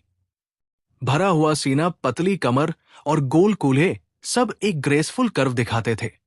वो वहां खड़ी थी, मानो किसी पेंटिंग से बाहर निकल आई हो। इस औरत की खूबसूरती शालिनी से बिल्कुल अलग थी। शालिनी का चेहरा पतला था और ठंडी लेकिन शालीन खूबसूरती वाली थी। उसका अंडाकार चेहरा था एक ग्रेसफुल और नाजुक किस्म की खूबसूरती। अभय की आंखों में हैरानी देखकर सफेद ड्रेस वाली लड़की की आंखों में नाराजगी की छाया दिखी। लेकिन विला की मालकिन होने के नाते उसे पूछना था कि ये लड़का यहां क्या करने आया। आप किसे ढूंढ रहे हैं? सफेद ड्रेस वाली लड़की ने अपने लाल होंठ हल्के से खोले और मधुर आवाज में कहा। उसकी आवाज बहुत हल्की और शुद्ध थी, मानो किसी शांत बर्फीली चोटी से आ रही हो, जो लोगों को रिलैक्स और खुश कर दे। इस आवाज को सुनना भी एक मजा था। मैं प्रेसिडेंट युनचांग शर्मा को ढूंढ रहा हूं। अभय ने हल्के से मुस्कुराते हुए मुंह खोला और कहा। बैंग! अभय की बात सुनकर सफेद ड्रेस वाली लड़की ने दरवाजा जोर से बंद कर दिया। सफेद ड्रेस वाली लड़की रोजाना कई लोगों से मिलती थी, जो गिफ्ट लेकर आते थे। ये लोग युनचांग शर्मा को खुश करना चाहते थे और वो इससे बहुत तंग आ चुकी थी। जब भी वो गिफ्ट लिए लोगों को देखती थी, वो सीधे दरवाजा बंद कर देती थी, मेहमानों को मना कर देती थी। क्या? मुझे बाहर कर दिया? इसका क्या मतलब है? अभय अवाक रह गया और बहुत उदास महसूस करने लगा। इस खूबसूरत लड़की का क्या मतलब था? क्या उसे मुझसे पहले से नाराजगी थी? लेकिन फिर उसने सोचा और समझा कि सिर्फ युनचांग शर्मा और उसे पता था कि वो यहां बुलाया गया है। सामने वाली सफेद ड्रेस वाली लड़की को शायद नहीं पता था, इसलिए उसने उसके मुंह पर दरवाजा बंद कर दिया। नहीं, मुझे आज युनचांग शर्मा से मिलना ही है, वरना आज रात मुझे वॉशिंग बोर्ड पर घुटने टेकने पड़ेंगे। अभय ने हल्के से भौहे सिकोड़ते हुए फिर से खटखटाने का फैसला किया। उसने फिर खटखटाया, लेकिन इस बार सफेद ड्रेस वाली लड़की ने दरवाजा भी नहीं खोला। जाहिर था कि उसे पता था कि वो खटखटा रहा है और उसने उसे सीधे इग्नोर कर दिया। खूबसूरत दरवाजा खोलो, खटखटाने से काम न बनता देख अभय ने अंदर की तरफ चिल्लाया। उसे यकीन था कि सफेद ड्रेस वाली लड़की उसकी आवाज जरूर सुन सकती थी। खूबसूरत दरवाजा खोलो, अभय सिंह ने विला की तरफ चिल्लाया। उसने दर्जन भर बार चिल्लाया, लेकिन अंदर से कोई जवाब नहीं आया। दरवाजा तो जाहिर है बंद ही रहा। इसके खुलने के कोई आसार नहीं थे। ये खूबसूरत लड़की कितनी जिद्दी है, बिल्कुल मेरी ठंडी बीवी जैसी। अभय अवाक रह गया। उसने गला फाड़कर चिल्लाया, लेकिन अंदर की सफेद ड्रेस वाली लड़की ने कोई जवाब नहीं दिया, जिससे वो थोड़ा उदास हो गया। अभय ने अपना पैर बढ़ाया, दरवाजा तोड़ने के लिए तैयार था। वो इस सफेद ड्रेस वाली लड़की से चिढ़ गया था और अंदर घुसने को तैयार था। अरे तुम यहां क्या कर रहे हो? अचानक एक हैरान आवाज आई। एक तांग पोशाक में बूढ़ा आदमी ठीक अभय के पीछे खड़ा था और उसे हैरानी से देख रहा था। इस बूढ़े के बाल सफेद थे और पीठ थोड़ी झुकी हुई थी, लेकिन उसका चेहरा लाल और अच्छी तरह रखा हुआ था। ये कोई और नहीं बल्कि एंटीक एसोसिएशन का प्रेसिडेंट था। प्रेसिडेंट शर्मा, आप यहां बाहर क्या कर रहे हैं? यूनचांग शर्मा को अपने पीछे देखकर अभय की आंखों में हैरानी की चमक दिखी। ओ, मैं सुबह 6 बजे उठा, बाहर टहलने गया और थोड़ा व्यायाम किया, यूनचांग शर्मा ने हल्के से मुस्कुराते हुए समझाया। वो बूढ़ा हो गया था और उसका खून का दौरा कमजोर था। कुछ अंगों और शरीर के कार्य भी थोड़े कमजोर हो गए थे, तो वो हर सुबह जल्दी उठता और पास के पार्क में व्यायाम करता था। बास्केटबॉल और फुटबॉल जैसे जोरदार खेल बूढ़ों के लिए ठीक नहीं थे। अब बहुत से बुजुर्ग अपने स्वास्थ्य पर ध्यान देते हैं। ताई ची, सुबह टहलना और पब्लिक स्क्वायर डांसिंग सेहत के लिए बहुत अच्छे हैं। प्रेसिडेंट शर्मा, मैं आज आपसे मिलने आया हूं। ये अमेरिकन जिनसेंग मैंने आपके शरीर के लिए खरीदा है। अभय ने हल्के से मुस्कुराते हुए अमेरिकन जिनसेंग सौंपा। कहावत है कि लोग गिफ्ट की शिकायत नहीं करते। यूनचांग शर्मा एंटीक एसोसिएशन के हेड होने के नाते पैसे की कमी नहीं थी, उसमें दोस्ती की कमी थी। अच्छे विचार गिफ्ट से ज्यादा मायने रखते हैं। शुक्रिया। तुम अंदर क्यों नहीं गए? विला में लोग हैं। यूनचांग शर्मा ने जिनसेंग लिया। उसका चेहरा कंफ्यूजन से भरा था। उसे जमीन पर निशानों से पता था कि अभय पहले आया था, लेकिन वो अंदर क्यों नहीं गया? प्रेसिडेंट शर्मा, मैंने दरवाजा खटखटाया, लेकिन एक सफेद स्कर्ट वाली खूबसूरत लड़की ने मुझे बाहर कर दिया। अभी की मुलाकात की बात करते हुए अभय थोड़ा उदास था। वो वुल्फ किंग था और उसे बाहर कर दिया गया। अगर वो यूनचांग शर्मा से कुछ मांगने नहीं आया होता तो वो तोड़कर अंदर घुस जाता। मुझे माफ करें, उसे नहीं पता था कि तुम मेरे बुलाए हुए मेहमान हो। चलो अंदर आ जाओ। यूनचांग शर्मा ने माफी भरी मुस्कान दिखाई, चाबी निकाली, उसे कीहोल में डाला और दरवाजा खोलकर सीधे अंदर चला गया। अभय उसके पीछे पीछे चला और अंदर गया। अंदर घुसते ही उसने देखा कि सफेद ड्रेस वाली खूबसूरत लड़की फूलों को पानी दे रही थी। सफेद ड्रेस वाली लड़की बहुत खूबसूरत थी। उसका अंडाकार चेहरा जेड की तरह था, त्वचा चिकनी और नरम। वो एक नाजुक और शालीन आभा दिखाती थी। जब वो झुकी तो उसका सीना हल्के से हिला और बहुत आकर्षक था। उसके हाथ में हरा पानी का कैन था और वो एक गमले में डैफोडिल्स को पानी दे रही थी। किसने तुम्हें अंदर आने दिया? अभय को अंदर आते देख सफेद ड्रेस वाली लड़की ने हल्के से भौहें सिकोड़ी। उसकी क्रिस्टल जैसी आंखों में हैरानी और नाराजगी की चमक थी। मैं अंदर क्यों नहीं आ सकता? अभय थोड़ा नाराज था। ये क्या नजरें हैं? मुझसे नाराजगी? मैंने तुम्हें छेड़ा नहीं। सच तो यह है कि ये यूनचांग शर्मा का घर है और मैं प्रेसिडेंट शर्मा का बुलाया हुआ मेहमान हूं। तुम मुझे अंदर क्यों नहीं आने देती? यहां अजनबियों का स्वागत नहीं है, कृपया बाहर चले जाओ। सफेद ड्रेस वाली लड़की ने ठंडी मुस्कान दी। अभय से बहुत नाराज थी। उसकी नाराजगी की वजह बहुत साधारण थी। अभय ने उसे हैरानी भरी नजरों से देखा था, जिससे वो थोड़ा असहज हो गई थी। लिंगशु, तुम ऐसे क्यों बात कर रही हो? ये मेरा बुलाया हुआ मेहमान है। सफेद ड्रेस वाली खूबसूरत लड़की की अभय के प्रति नाराजगी देखकर यूनचांग शर्मा ने हल्के से भौहें सिकोड़ी और मुंह खोलकर कहा, दादाजी, क्या ये लड़का सचमुच आपका मेहमान है? सफेद ड्रेस वाली खूबसूरत लड़की ने अपनी सुंदर भौहें सिकोड़ी और हल्के से पूछा। हाँ, इसका नाम अभय सिंह है, हिम शिखर कॉरपोरेशन का सेल्स मेंबर। यूनचांग शर्मा ने हल्के से मुस्कुराते हुए अभय का संक्षिप्त परिचय दिया। दादाजी। इस सफेद ड्रेस वाली खूबसूरत लड़की ने यूनचांग शर्मा को दादाजी कहा। तो ये उनकी नातिन होगी? अभय हैरान था। इतने हंगामे के बाद ये सफेद ड्रेस वाली खूबसूरत लड़की यूनचांग शर्मा की नातिन निकली। तभी वो उनके घर में होगी। प्रेसिडेंट शर्मा, ये आपकी नातिन है? अभय ने उस खूबसूरत लड़की की तरफ इशारा करते हुए मुंह खोला और पूछा। हालांकि उसे जवाब का अंदाजा था, फिर भी उसे पक्का करना था। हाँ, इसका नाम लिंगशु शर्मा है, मेरी नातिन। यूनचांग शर्मा ने सिर हिलाया। उसका चेहरा मुस्कान से भरा था। अभय ने ढेर सारी खूबसूरत लड़कियां देखी थी। शालिनी ठंडी लेकिन शालीन थी, रूपा सिन्हा चार्मिंग और आकर्षक थी, और ये लिंगशु शर्मा नाजुक और हल्की थी। लेकिन लिंगशु शर्मा को अभय में कोई दिलचस्पी नहीं थी और उसकी गलतफहमी थी। चलो अंदर आकर देखो, युनचांग शर्मा ने हल्के से मुस्कुराते हुए अभय को ड्राइंग रूम में बुलाया। ड्राइंग रूम बहुत बड़ा था, 100 स्क्वायर मीटर से ज्यादा। वहां ढेर सारे फूलदान, चीनी मिट्टी के बर्तन और एंटीक्स थे। दीवारों पर तरह तरह की कैलीग्राफी पेंटिंग्स, लैंडस्केप पेंटिंग्स और कैरेक्टर लैंडस्केप पेंटिंग्स लटकी थी। यहां आना ऐसा था जैसे किसी एंटीक प्रदर्शनी में जाना।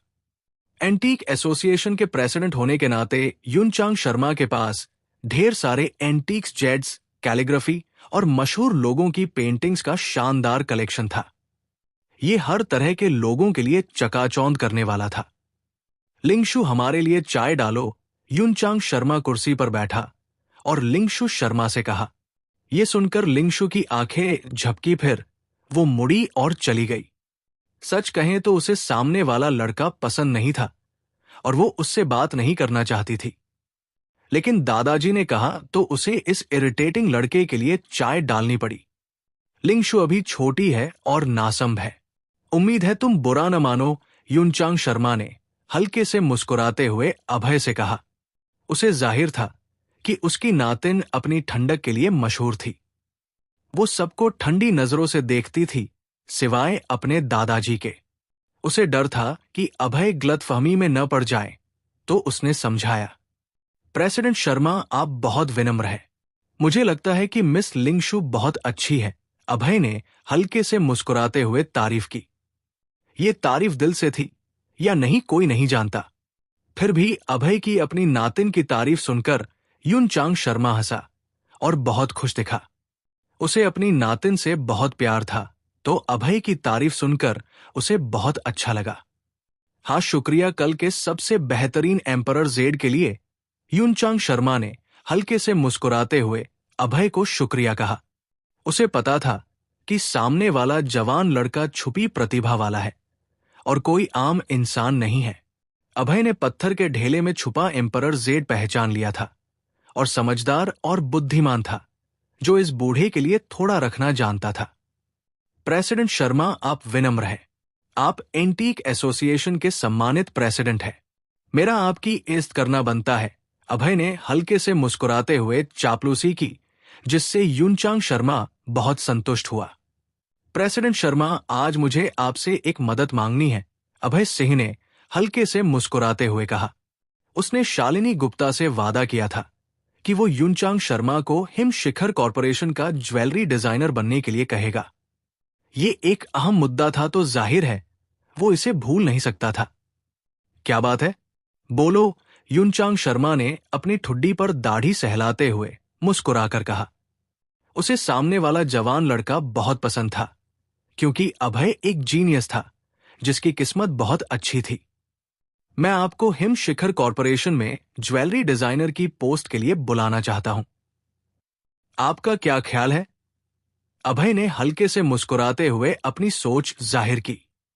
नहीं मेरे दादाजी, हिम शिखर कॉरपोरेशन नहीं जाएंगे। युनचांग शर्मा के बोलने से पहले लिंगशु शर्मा ने जोर से कहा। उसके लाल होंठ सिकुड़ गए। वो चाय लेकर आई थी और अभय की अपने दादाजी को न्योता देने की बात सुनकर सीधे मना कर दिया। लेडी लिंगशु, मैं आपके दादाजी को ज्वेलरी डिजाइनर के लिए बुला रहा हूं, मुफ्त में नहीं। हम उन्हें सालाना 10 करोड़ देंगे, अभय ने हल्के से भौहें सिकोड़ते हुए कहा, और लिंगशु शर्मा के बड़े रिएक्शन से थोड़ा कंफ्यूज था। 50 करोड़ हो या 100 करोड़, मेरे दादाजी नहीं जाएंगे। 10 करोड़ तो बहुत कम है। लिंगशु शर्मा ने अपनी सुंदर नाक हल्के से सिकोड़ी और सीधे मना कर दिया। पूरी तरह से मना। उसके शब्द बहुत साफ थे। ये पैसे की बात नहीं थी, बल्कि वो बिल्कुल जाना नहीं चाहते थे। मिस लिंगशु, क्या आप बता सकती है कि आप अपने दादाजी को क्यों नहीं जाने देना चाहती? अभय ने हल्के से भौहें सिकोड़ते हुए पूछा। उसे लगता था कि उसने युनचांग शर्मा को काफी सम्मान दिखाया है। उसे समझ नहीं आ रहा था कि लिंगशु शर्मा इतने कम बहस के साथ उसे क्यों मना कर रही थी। नहीं जाना मतलब नहीं जाना। इसके लिए इतने कारण नहीं है, लिंगशु शर्मा ने अभय को नाराजगी से घूरा और एक वाक्य से उसका गला घोंट दिया। ऐसा लग रहा था कि लिंगशु शर्मा को अभय से सख्त नाराजगी थी और वो आक्रामक ढंग से बोल रही थी, जिससे अभय बहुत उदास हो गया। अभय सिंह लिंगशु ने साफ साफ बोल दिया, बुरा मत मानना, वो मेरे भले के लिए मुझे हिम शिखर कॉरपोरेशन नहीं जाने दे रही। युनचांग शर्मा ने हल्के से मुस्कुराते हुए अभय से कहा। उसे डर था कि अभय नाराज न हो जाए। प्रेसिडेंट शर्मा, मैं जानना चाहता हूं कि आप हिम शिखर कॉरपोरेशन क्यों नहीं जाना चाहते? सच कहूं तो तुमने मुझे एम्परर जेड पेंडेन दिया। आमतौर पर मुझे जाना चाहिए, लेकिन मैं सचमुच नहीं जा सकता। मैं ज्वेलरी डिजाइनर नहीं बन सकता। प्रेसिडेंट शर्मा, क्या आप बता सकते हैं क्यों? मैं सचमुच चाहता हूं कि आप कंपनी में आए। अभय की आंखें सच्ची थी और उसने पूरे दिल से युनचांग शर्मा को बुलाया। युनचांग शर्मा को हिम शिखर कॉरपोरेशन में बुलाना शालिनी का दिया हुआ काम था। अभय जाहिर है इसे पूरा करना चाहता था। दरअसल मेरे शरीर में थोड़ी दिक्कत है। मेरा फ्रोजन शोल्डर काफी जिद्दी है। मुझे हमेशा अपनी बाहों और कंधों में दर्द होता है। ज्वेलरी डिजाइन करने में बहुत वक्त लगता है। मैं इसे पूरा नहीं कर सकता। युनचांग शर्मा नहीं चाहता था कि अभय गलतफहमी में पड़े, तो उसने अपनी दिक्कत बता दी। उसका फ्रोजन शोल्डर उसकी पुरानी बीमारी थी। वो इसके लिए काफी अस्पतालों में गया था। हालांकि ये थोड़े वक्त के लिए ठीक हो जाता था, लेकिन कुछ समय बाद फिर शुरू हो जाता था। ये पुराना फ्रोजन शोल्डर बार बार होता था और बहुत जिद्दी था। इसे पूरी तरह ठीक करना बहुत मुश्किल था। प्रेसिडेंट शर्मा, मैं आपके फ्रोजन शोल्डर को पूरी तरह ठीक कर सकता हूं। क्या आप हमारी कंपनी में ज्वेलरी डिजाइनर बनना चाहेंगे? अभय ने हल्के से मुस्कुराते हुए कहा। उसके पास शानदार मेडिकल तकनीक थी। हालांकि फ्रोजन शोल्डर एक पुरानी और जिद्दी बीमारी थी, लेकिन एक्यूपंक्चर ट्रीटमेंट से वो इसे पूरी तरह ठीक कर सकता था। क्या तुम सचमुच मेरे पुराने फ्रोजन शोल्डर को ठीक कर सकते हो? युनचांग शर्मा की दाढ़ी सिकुड़ गई और उसने पूछा। उसका चेहरा शक से भरा था। सच तो यह था कि उसका फ्रोजन शोल्डर एक पुरानी बीमारी थी, जिसे ढेर सारे डॉक्टर और एक्सपर्ट ठीक नहीं कर पाए थे। क्या सामने वाला लड़का ये कर सकता है? उसके दिल में बहुत शक था। बकवास, मेरे दादाजी की बीमारी बहुत जिद्दी है। यहां तक कि चाइनीज हॉस्पिटल के डीन भी इसे ठीक नहीं कर पाए। तुम इसे कैसे ठीक कर सकते हो? अभय की अपने दादाजी की बीमारी ठीक करने की बात सुनकर लिंगशु शर्मा के लाल होंठ सिकुड़ गए। उसकी चमकीली आंखें अविश्वास से भरी थी।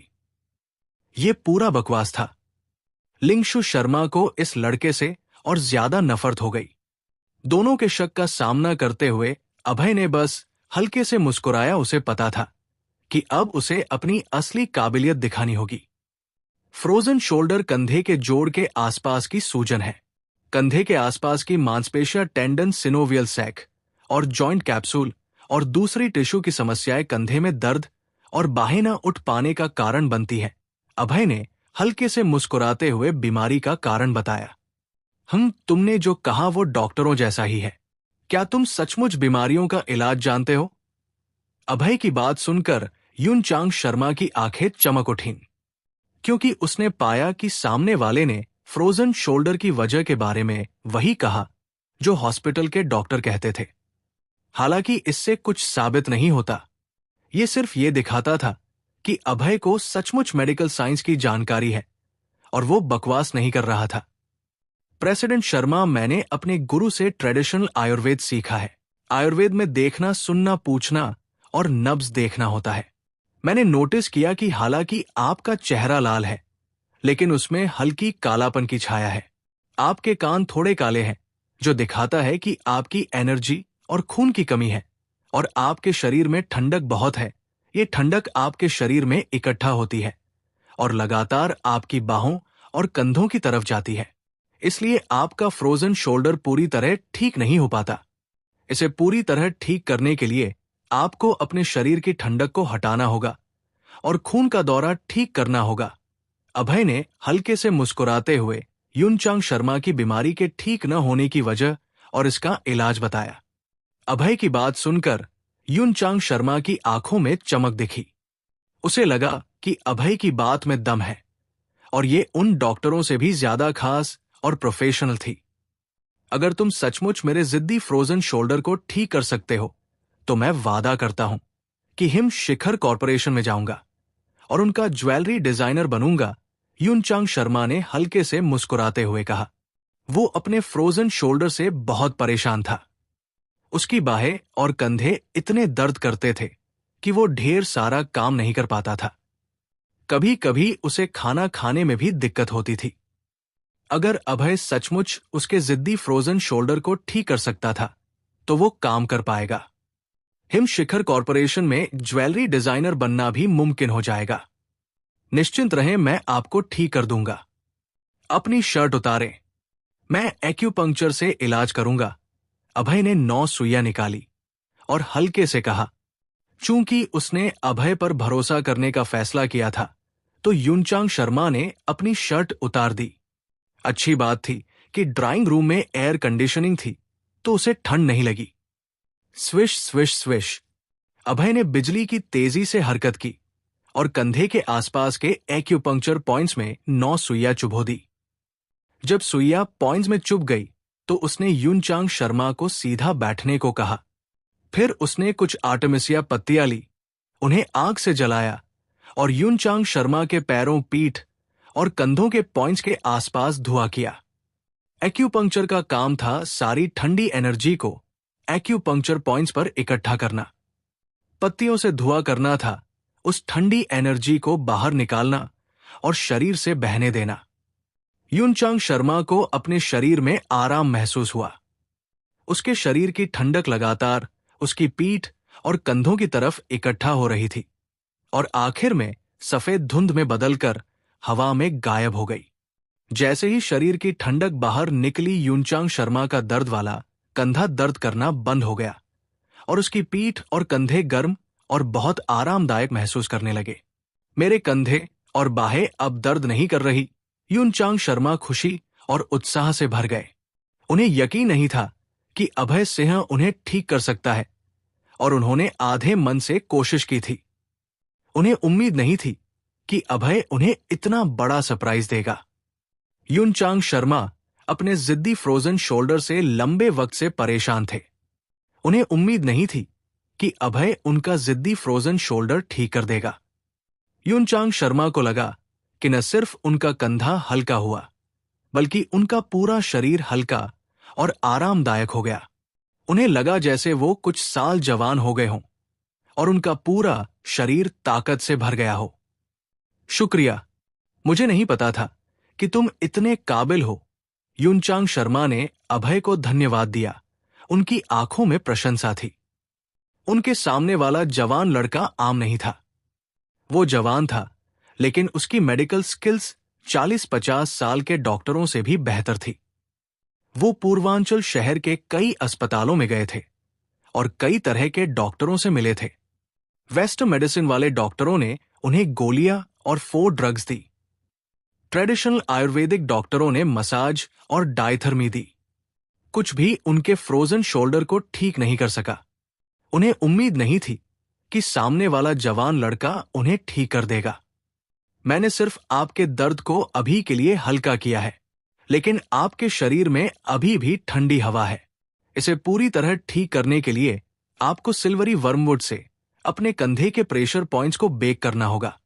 अभय ने सुई हटाई और युनचांग शर्मा को उनके कंधे को ठीक करने और देखभाल करने के कुछ तरीके समझाए। उनके शरीर में ठंडी हवा लंबे वक्त से जमा थी। उसने सिर्फ वो ठंडी हवा निकाली थी जो हाल में जमा हुई थी। उनके शरीर में अभी भी काफी ठंडी हवा थी जिसे लंबे वक्त की देखभाल चाहिए थी। हाँ, मैं सावधान रहूंगा, युनचांग शर्मा ने हल्के से मुस्कुराया और अपनी शर्ट पहन ली। उन्हें लगा कि उनका पूरा शरीर हल्का हो गया था। प्रेसिडेंट शर्मा, मैंने आपके जिद्दी फ्रोजन शोल्डर को ठीक कर दिया। क्या आप हिम शिखर कॉरपोरेशन के हेड ज्वेलरी डिजाइनर बनने को तैयार हैं? अभय ने मुस्कुराकर मौके का फायदा उठाया। ड्राइंग रूम में कई शानदार डिजाइन की ज्वेलरी प्रदर्शित थी जो सब युनचांग शर्मा ने डिजाइन की थी। अगर वो हिम शिखर कॉरपोरेशन के हेड डिजाइनर बन जाते तो कंपनी और मजबूत हो जाती। जरूर कोई जल्दी नहीं है। तुम यहां थोड़ी देर से हो और मैंने तुम्हारा ठीक से स्वागत नहीं किया। पहले चाय पीते हैं, फिर हिम शिखर कॉरपोरेशन चलते हैं, युनचांग शर्मा ने मुस्कुराकर कहा। सामने वाला जवान लड़का सुबह सुबह उनसे मिलने आया था और वेस्टर्न जिनसिंग गिफ्ट में लाया था। मेजबान होने के नाते उसे अपने मेहमान का स्वागत करना चाहिए था। लिंगशु चाय ठंडी हो गई। बांस के टीपॉट से चाय बनाओ, युनचांग शर्मा ने खुशी से लिंगशु शर्मा से कहा। क्या? बांस के टीपॉट से चाय बनाना? लिंगशु शर्मा के होंठ अलग हुए और उसकी आंखों में हैरानी की चमक दिखी। बांस का टीपॉट उनके दादाजी को एक मास्टर एंटीक कलेक्टर ने गिफ्ट किया था। वो खुद में एक कीमती एंटीक था। बांस के टीपॉट से बनी चाय में हल्की बांस की खुशबू होती थी और शरीर को तरोताजा करती थी। उनके दादाजी बांस के टीपॉट को बहुत अहमियत देते थे और उसे इस्तेमाल करने भी नहीं देते थे। लिंगशु शर्मा को थोड़ा बुरा लगा कि उनके दादाजी अभय के लिए बांस के टीपॉट से चाय बनाना चाहते थे। उसे लगा कि उनके दादाजी पक्षपात कर रहे थे और अभय को उससे बेहतर ट्रीट कर रहे थे। भले ही इस लड़के ने आपके फ्रोजन शोल्डर को ठीक किया हो, आपको इसे ऐसे शुक्रिया नहीं करना चाहिए, लिंगशु शर्मा ने सोचा। लिंगशु शर्मा को मन नहीं था, लेकिन दादाजी ने कहा था तो वो अगले कमरे में गई बांस का टीपॉट निकाला और अभय के लिए एक कप चाय डाली। चखो, बांस के टीपॉट से बनी चाय में हल्की बांस की खुशबू होती है, युनचांग शर्मा ने हल्के से मुस्कुराते हुए अभय को चाय चखने का न्योता दिया। वो अक्सर बांस के टीपॉट से चाय बनाते थे और चाय पीने के बाद आराम महसूस करते थे। कितना खूबसूरत और शानदार टीपॉट! अभय ने बांस के टीपॉट को देखा और पाया कि वो बहुत सुंदर था। टीपॉट शुद्ध सफेद था, ढक्कन भी सफेद था। ये शुद्ध सफेद जेड की तरह दिखता था, बिना किसी खोट के। कारीगरी भी शानदार थी। टीपॉट की सतह पर कुछ बांस के अंकुर थे। अंकुर हरे थे, सीधे और बहुत खूबसूरत। टीपॉट को देखने से ही मन हल्का और खुश हो जाता था। गवार, तुमने ऐसा खूबसूरत टीपॉट कभी नहीं देखा होगा, लिंगशु शर्मा ने मजाक उड़ाते हुए कहा जब उसने अभय को टीपॉट को देखते हुए देखा। लिंगशु शर्मा के गवार कहने पर अभय की भौहें सिकुड़ गई। ये खूबसूरत लड़की उससे मुसीबत ढूंढ रही थी। उसे लगा कि लिंगशु शर्मा हमेशा उसे टारगेट करती थी और उसे नापसंद करती थी।